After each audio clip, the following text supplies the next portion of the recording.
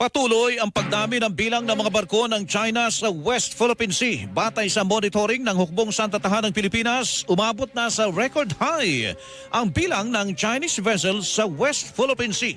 Mula ika-17 hanggang sa ika-23 ng Setyembre, umabot na sa 251 ang barko ng China sa West Philippine Sea. Kabilang na dito ang 204 na Chinese Maritime Militia vessels, 28 barko ng China Coast Guard at 16 na People's Liberation Army Navy vessels. Sa gitna nito, sinabi ng Philippine Navy na pasok pa ang naturang bilang sa range ng tinatawag na Force Projection Capability ng AFP.